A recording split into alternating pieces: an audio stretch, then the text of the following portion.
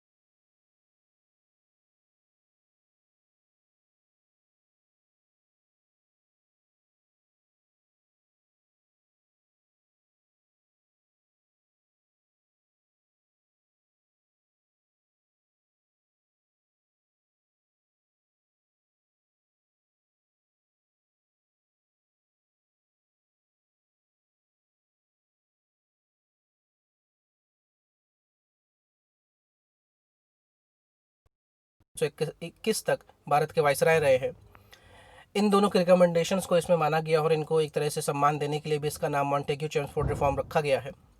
और इसमें कई तरह के कॉन्स्टिट्यूशनल जो सुधार हैं वो किए गए हैं। तो बात कर लेते हैं क्या क्या इसमें मेन सुधार हुए हैं। तो सबसे पहले जो प्रांतीय सरकार है और जो केंद्रीय सरकार है, इनमें कामों का बंटवारा किया गया है, या ये कहें कि जिसे कहते हैं द्वैत शासन प्रांतों में शुरू किया गया है इसके तहत। और जो सबसे पहले देखते हैं कि क्या क्या इनको मिला है, जो भारत की प्रांतीय जो सरकारें हैं उनको क्या मिला है। तो मैंने यहाँ पे कुछ हिस्से में बांट रखा है कि प्रांतीय जो सरकार है उसमें एक कार्यपालिका होती है और एक न्यायपालिका होती है और एक विधायिका होती है। तो पहले कार्यपालिका का काम देख लेते हैं कि एग्जीक्यूटिव को क्या क्या मिला है। तो जैसा कि मैंने बताया, यहाँ पे डायरेक्टरी या द्वैत शासन की शुरुआत हुई है। और इस द्वैत शासन में दो क्लासेस प्रशासकों का दो वर्ग बनाया गया है, और इन दोनों वर्ग के दो अलग अलग नाम हैं और दो अलग अलग काम हैं। तो जो प्रशासन करने के लिए दो वर्ग या दो गुटों को बनाया गया, तो एक है इसमें एग्जीक्यूटिव काउंसलर का, और दूसरा है जो मंत्री हैं मिनिस्टर्स उनका। जैसा कि हम अभी सभी जानते हैं कि जो गवर्नर होगा उस प्रांत का, वो उसका कार्यपालिक मुखिया होगा। जिस तरह आज मुख्यमंत्री राज्यों के कार्यपालिक मुखिया हैं, तो प्रोविंसेस में जो गवर्नर था वो कार्यपालिक मुखिया था। और इसके पास जो कानून बनाने के अधिकार थे, उनमें जो सूचियाँ थीं कि किस मद में कौन सा कानून बनाया जाएगा, तो उन जो सूची लिस्ट को दो हिस्सों में बांटा गया था। एक था रिजर्व्ड सब्जेक्ट और एक था ट्रांसफर्ड सब्जेक्ट। इस तरह आज हमारे देश में जो संविधान की 7वीं अनुसूची है, उसमें हमने राज्य सूची, संवर्ती सूची और केंद्रीय सूची बना रखी है, और उसी के तहत सभी को अपने अपने क्षेत्र में जो सब्जेक्ट आते हैं उसमें कानून आने का अधिकार है। तो इसकी शुरुआत हमें 1919 के गवर्नमेंट ऑफ इंडिया एक्ट में देखने को मिल रही है। और इसमें जैसे कि मैंने बताया कि जो काम थे उनको दो सूचियों में बांटा गया, एक रिजर्व सूची थी, एक ट्रांसफर्ड सूची थी। तो जो रिजर्व सूची थी उसके नाम से मालूम चल रहा है कि रिजर्व है, तो मतलब इसमें जो भी लोग प्रांतीय सरकार में चुन के आए हैं या फिर और भी जो लोग हैं, आम जनता है, उसको किसी भी प्रकार का हक नहीं है कि इस रिजर्व सूची में कुछ कहे या इसमें जुड़े हुए जो कानून पे बात करे। ये नाम से ही रिजर्व है, आरक्षित सूची है, तो ये तो गवर्नर की एक अधिकार, या एक तरह से कहें तो गवर्नर के उसके दायरे में है। और इसमें सिर्फ गवर्नर या उसके जो काउंसिल है वही मिलकर कोई जो कानून है बना सकती हैं। और दूसरी ट्रांसफर्ड सूची, उसमें बाकी सभी को अधिकार मिले हैं। तो जैसा कि जो गवर्नर और उसके एग्जीक्यूटिव काउंसलर्स हैं, वो जो रिजर्व सूची के मालिक रहेंगे। और इस रिजर्व सूची में, इस आरक्षित जो सूची में कौन कौन से विषय आते हैं, जैसा कि लॉ एंड ऑर्डर, सिंचाई, फाइनेंस, लैंड रेवेन्यू, मतलब मोटे मोटे और जो काम के विषय थे वो सब इन्होंने किसमें डाल दिए, रिजर्व सूची में। और इसमें कहा कि इन सब पे कानून बनाने का जो अधिकार है वो गवर्नर और उसकी काउंसलर के पास रहेगा।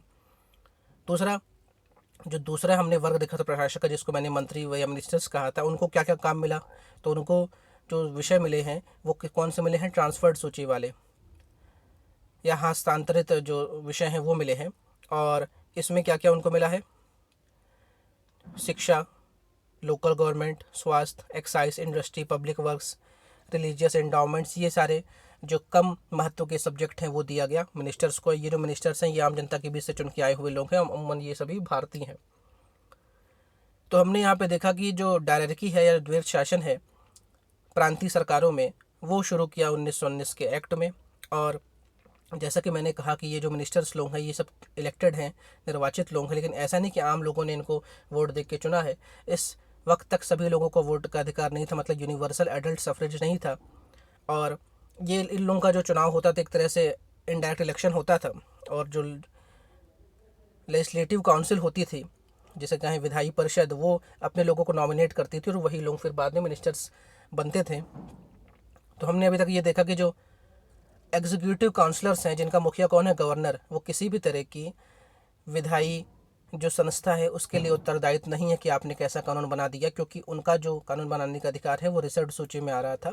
बशर्ते जो मिनिस्टर्स लोग हैं, जो लोग जनता के बीच से चुन के पहुँचे हैं या नॉमिनेट होकर पहुँचे हैं, उन लोग, जो लेजिस्लेचर है, जो विधानसभा है, उसके प्रति वो उत्तरदायी हैं। जैसा आज भी होता है कि जो भी सरकार होती है, मंत्रिपरिषद होती है, वो विधानसभा या फिर केंद्र में लोकसभा, राज्यसभा के प्रति उत्तरदायी होती है। साथ में ये कहा गया कि जो सेक्रेटरी ऑफ स्टेट है और गवर्नर जनरल है, वो ही जो रिजर्व सूची है उसमें हस्तक्षेप कर सकते हैं, उसमें कानून बना सकते हैं।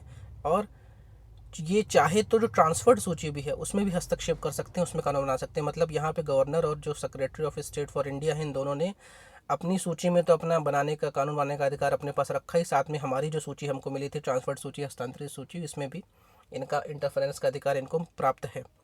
अब बात कर लेते हैं लेजिस्लेचर या विधायिका पे कि इनको क्या क्या मिला है। तो इसमें हमने देखा कि भाई मांग हो ही रही थी कि और भारतीयों को आप, जो आपकी विधायिका है या लेजिस्लेटिव बॉडीज है, उसमें आप एंट्री दीजिए। तो इसमें देखा गया कि सबसे पहले जो प्रांत के जो लेजिस्लेटिव असेंबली हैं, विधानसभाएं हैं, उसमें संख्या बढ़ा दी गई और बोला गया कि लगभग 70% लोग इलेक्टेड रहेंगे, मतलब आमतौर पर कहें तो भारतीय ही रहेंगे। और मैंने जैसे बताया कि कोई इलेक्शन तो हो नहीं रहा है, इंडायरेक्ट इलेक्शन हो रहा है, वो नॉमिनेट किए जा रहे हैं। और ये भी कहा गया कि ये जो 70% लोग आएंगे ये कम्युनल बेसिस पे और क्लास इलेक्टोरेट्स में बट के आएंगे, मतलब कुछ लोग मुस्लिम रहेंगे, कुछ सिख रहेंगे, कुछ हिंदू रहेंगे, सब देखेंगे अभी क्या क्या बाइफिकेशन हुआ है। साथ में यहाँ पे कुछ महिलाओं को भी वोट मिला, लेकिन ध्यान रखिए कुछ महिलाओं को, क्योंकि यहाँ पे वोट देने का क्राइटेरिया क्या है हम अभी देखेंगे। हर कोई वोट नहीं दे सकता कि कोई भी, जैसे अभी क्या होता है 18 वर्ष से अधिक आयु का जो व्यक्ति है भारत में, चाहे वो किसी भी जाति, धर्म, क्लास, लिंग का हो, लेकिन वो वोट दे सकता है। उसको वोट देने का जो अधिकार है वो यूनिवर्सल एडल्ट सफरेज है उसका, और उसको कोई छीन नहीं सकता। लेकिन इस टाइम ऐसा नहीं था, सबको वोट देने का अधिकार नहीं था। और साथ में ये कहा कि जो गवर्नर होंगे किसी भी बिल को पास करने के लिए उनकी मंजूरी जरूरी है। जिस तरह आज हमारे देश में राज्यों में जो राज्यपाल के सिग्नेचर लगते हैं और केंद्र सरकार में जो बिल बनते हैं, एक्ट बनता है, उसमें राष्ट्रपति के साइन होते हैं, वैसा ही कुछ प्रावधान इसमें किया गया। मतलब ये सारी चीज़ आज भी हम देख रहे हैं। मतलब इन सब की जो नींव है या बीज है, ये हम सोर्स कहाँ से देख रहे हैं, 1919 के एक्ट से। और ये बताया गया कि अगर कभी इंपॉर्टेंस है या फिर बहुत ज़रूरी है कोई कानून बनाना, तो गवर्नर उसके लिए ऑर्डिनेंस निकाल सकता है। ये हमने पिछले 1861 वाले एक्ट में भी बात कर ली थी इसकी। अब बात करते हैं केंद्र सरकार में क्या हो रहा था। ये जो केंद्रीय जो सेंट्रल गवर्नमेंट है, वहाँ भी किस तरह के बदलाव हुए थे, ये तो अपने प्रांतों में देख लिया। मतलब ये सारे बदलाव हमने मुंबई के प्रांत में हो रहे होंगे, मद्रास वाले प्रांत में हो रहे होंगे, अवध के प्रांत में हो रहे होंगे, पंजाब के प्रांत में हो रहे होंगे, जो नॉर्थ वेस्ट प्रोविंसेस है वहाँ पे हो रहे होंगे। मतलब जो प्रांत थे, प्रोविंसेस थे उस टाइम के, वहाँ पे तो ऐसे बदलाव थे।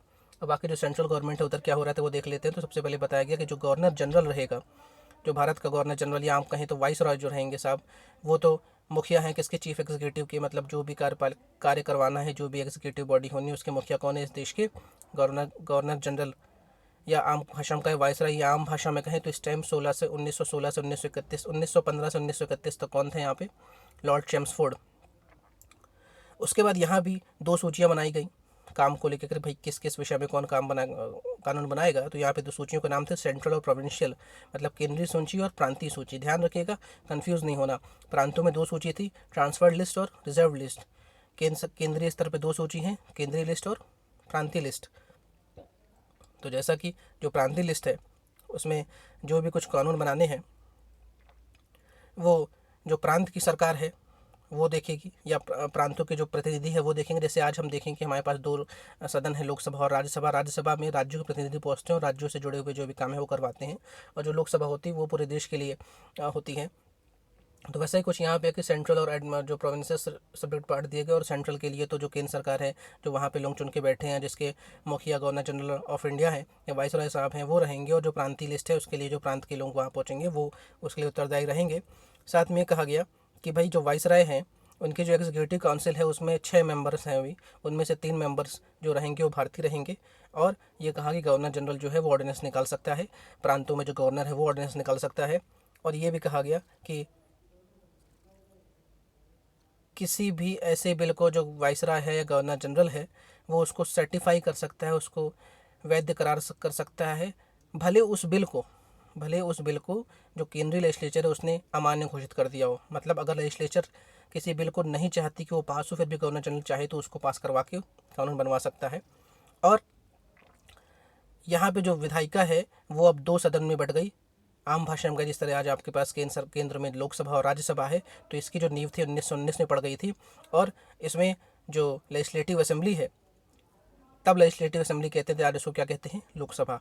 और काउंसिल ऑफ स्टेट नाम से एक और सभा बनी थी जिसको आज हम कहते हैं राज्यसभा। तो 2 हाउसेस का जो गठन है वो भी वहाँ पे हुआ। तो 2 सदनों का गठन केंद्र में हो रहा है, कामों का बंटवारा प्रांतों में हो रहा है। ये सब हमने बातें देखी कहाँ, 1919 के एक्ट में। अभी देख लेते हैं कि 2 सदन जो हमने केंद्र में बनाए हैं, लोअर हाउस और अपर हाउस, इनमें कौन कौन से लोग कैसे कैसे चुने जाएंगे और क्या क्या क्राइटेरिया है।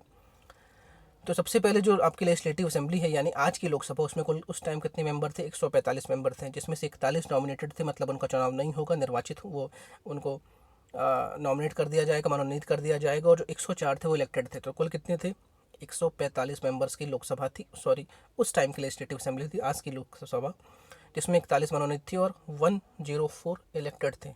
दूसरा जो मनोनीत थे 41, उसमें से 26 ऑफिशियल थे और 15 नॉन ऑफिशियल। तो इनमें से क्या अंतर होता है, तो जैसा कि मैंने बताया था कि ऑफिशियल वो लोग कहलाते हैं जो कि ब्रिटिश सरकार के अधीन काम कर रहे थे, तो वो ऑफिशियल कहलाए। और जो ब्रिटिश सरकार में काम नहीं कर रहे थे, ऐसे भारतीय जो ब्रिटिश सरकार में, या ऐसे लोग जो ब्रिटिश सरकार में काम नहीं कर रहे थे, वो नॉन ऑफिशियल कहलाए। बड़ा सिंपल से इसमें फंडा है। अब जो 104 लोग इलेक्टेड होके आ रहे हैं, चुनाव जीत के आ रहे हैं, वो कौन होंगे, तो 52 सीट तो जनरल के लिए थी, 30 सीटों में मुस्लिम लोग आएंगे, मतलब वहाँ पे मुस्लिम ही लोग उनको चुनेंगे और मुस्लिम ही वहाँ से जीतेगा। 9 यूरोपियंस के लिए सीट रखी गई थी, 7 सीट जो थी लैंड लॉर्ड ज़मींदारों के लिए थी, कि मतलब यहाँ से ज़मींदार ही खड़े होंगे, वही जीतेंगे। 4 ऐसे थे जो कि जिसे कहते हैं representatives of India community. India community में ऐसे लोग जो जो भारत में बस गए थे, विदेशी या भारत में बस गए जो ब्रिटिशर्स थे, उनकी कम्युनिटी को इंडिया कम्युनिटी यहाँ पे कहा गया है। तो उनमें से 4 लोग चुने जाएंगे और 2 लोग सिख से आएंगे।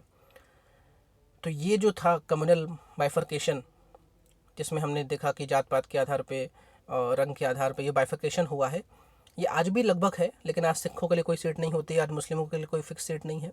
आज जो हमारा बाइफर्केशन है वो SC ST के लिए है और साथ में एंग्लो इंडियन के लिए था, जो कि अभी फ़िलहाल अभी सस्पेंड है एंग्लो इंडियन वाला, लेकिन SC ST के लिए हमने बाइफर्केशन करके रखा है। तो ये सारा जो बाइफर्केशन था, तो इन लोगों ने कम्युनल के आधार पर किया था, हम लोगों ने उसको जो शेड्यूल कास्ट शेड्यूल ट्राइब्स के आधार पर किया है।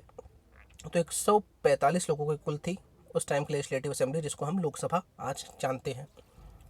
और यहाँ पे जो लोग नॉमिनेट होकर पहुँच रहे हैं, इनको नॉमिनेट कौन कर रहा है, गवर्नर जनरल या तत्कालीन वाइसराय। और ये लोग एंग्लो इंडियन भी हो सकते हैं और इंडियन क्रिश्चियंस भी हो सकते हैं। और ये जो नॉमिनेशन हो रहा था ये 3 सालों के लिए हो रहा था। मतलब ये बात कहें तो ये जो आपकी लेजिस्लेटिव असेंबली हमने बात की, जो आज की लोकसभा है, उसका उस टाइम कार्यकाल कितने साल का था, 3 साल का था। आज लोकसभा का कार्यकाल कितने साल का है, 5 साल का। अच्छा, अब अपर हाउस की बात कर ले कि जो राज्यसभा है, आज की राज्यसभा, तो आज की राज्यसभा का जो कार्यकाल है वो 6 साल का, लेकिन उस टाइम के जो अपर हाउस थी काउंसिल ऑफ स्टेट, उसका कार्यकाल 5 वर्ष का था। ये सब आपको ध्यान रखना है। तो आज की जो राज्यसभा है उसमें 250 मेंबर्स हैं। उस टाइम की जो राज्यसभा थी जिसको काउंसिल ऑफ स्टेट करे, तो उसमें कितने मेंबर थे, 60 मेंबर थे, 60 मेंबर्स, जिसमें 27 नॉमिनेट थे और 33 इलेक्टेड थे, इनका चुनाव होना था। और नॉमिनेशन में भी यही 2 बातें, कोई नॉमिनेट कौन रहेंगे, 17 ऑफिशियल्स और 10 नॉन ऑफिशियल। ऑफिशियल मतलब ऐसे लोग जो कि ब्रिटिश गवर्नमेंट के अधीन नौकरी कर रहे हैं और उनको सरकार ने बोला या वाइसराय ने बोला कि भाई आपको हम मनोनीत कर देते, तो 17 इसमें ऑफिशियल। नॉन ऑफिशियल वो लोग जो कि ब्रिटिश गवर्नमेंट के अधीन नौकरी नहीं कर रहे। अब 33 लोगों का जो चुनाव हो रहा था वो कौन थे, 16 जनरल लोगों की सीट थी, कोई भी इसमें चुनाव लड़ सकता है। 11 सीट मुसलमानों के लिए फिक्स थी, 3 यूरोपियंस के लिए फिक्स थी और 1 सिख के लिए फिक्स थे। अब बात कर लेते हैं कि इसमें क्या क्या इनको अधिकार मिले थे। जो लोग यहाँ पहुँच रहे थे लेजिस्लेटिव असेंबली, उनको अधिकार क्या क्या मिले थे। तो पहला अधिकार ये था कि भाई आपको सवाल पूछ सकते हैं, क्वेश्चंस कर सकते हैं, और वोट जब भी होगा बजट पे तो उसमें वोट दे सकते हैं। दूसरा क्या था कि जो बजट होगा उसका सिर्फ 25% हिस्सा ही वोटेबल होगा, बाकी वोटेबल नहीं होगा। साथ में कहा कि अगर दोनों हाउसों से बिल जो लॉ है वो पास होगा, तभी जो बिल है वो पास होगा, तभी लॉ बनेगा, जैसा आज भी होता है मनी बिल को छोड़ के। साथ में ये कहा गया कि कभी अगर ऐसा डेडलॉक हो जाता है, कोई ऐसा बिल है जो पास नहीं हो पा रहा, उसके लिए दोनों हाउसेस में जॉइंट कमेटी, जॉइंट कॉन्फ्रेंस और जॉइंट सिटिंग का प्रावधान है, जो आज भी हमारे पास है। साथ में गवर्नर जनरल के पास क्या क्या पावर मिली है 1919 के एक्ट में। तो इसमें यह कहा गया कि भाई अगर दोनों सदन कोई बिल को पास भी कर दे, लेकिन अगर गवर्नर जनरल उसको एसेंट नहीं देता है, उसको अनुमति नहीं देता, उसको मंजूरी नहीं देता, तो वो बिल एक्ट नहीं बनेगा। साथ में ये कहा गया कि इसकी बिना मंजूरी के कोई भी बिल लेजिस्लेचर में शुरू नहीं हो सकता। ऐसा आज हमारे पास मनी बिल के लिए सिर्फ होता है कि मनी बिल के लिए हमें प्रायर अनुमति चाहिए होती है राज्यपाल से या राष्ट्रपति से। और साथ में कहा कि इस तरह का कोई अगर ऐसा बिल नहीं बनेगा या ऐसा एक्ट नहीं आएगा जो कि देश की जो अखंडता है, पीस है, उसको हानि पहुंचाए। और साथ में ये कहा गया कि गवर्नर जनरल चाहे तो किसी भी तरह का क्वेश्चन पूछने का अधिकार या उसको जो सभा है उसको भंग करने का अधिकार उसके पास है, और किसकी डिबेट कराना है, किसको नहीं कराना है, ये सब अधिकार गवर्नर जनरल के पास है। साथ में ये कहा गया अब कौन लोग वोट देंगे, जो लोग वोट देंगे अभी तो लोग चुन के जाएंगे। तो पहली बात मैंने फिर से दोहरा रहा हूँ, सबको वोट देने का अधिकार नहीं था। इसमें शर्त ये थी कि आप साल के 3,000 रुपये लैंड रेवेन्यू से कमा रहे हो और आपकी टैक्सेबल इनकम है, तभी आप इसमें वोट दे सकते हैं। साथ में ऐसे कुछ लोग जो कि यूनिवर्सिटी की जो सीनेट होती है उसके मेंबर्स हैं, या फिर लोकल बॉडीज़ में कुछ पद में हैं, या फिर कुछ उनके पास स्पेसिफिक टाइटल्स दिया है गवर्नर जनरल ने, तभी ये लोग वोट दे सकते हैं। अब इंडिया काउंसिल की बात कर ले, तो जो इंडिया काउंसिल थी वाइसराय की, उसमें कम से कम 8 मेंबर्स होने चाहिए, अधिकतम 12 मेंबर्स होने चाहिए।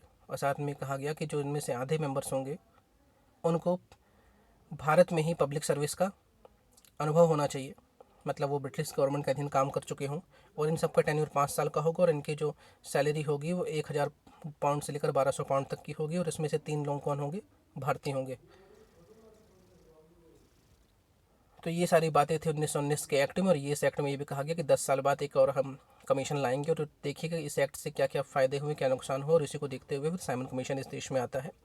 और इस एक्ट ने हाई कमिश्नर फॉर इंडिया की एक पोस्ट लंदन में शुरू की, और एक तरह से भारतीयों ने जो ज़्यादा डिमांड की थी कि हमें स्वायत्ता दी जाए, हमें स्वराज दिया जाए, वो सारी बातें इसमें नहीं मानी गई। और बाद में फिर गांधी जी इस एक्ट से दुखित होकर फिर वो नॉन कॉपरेशन मूवमेंट 1920 में भी शुरू होगा।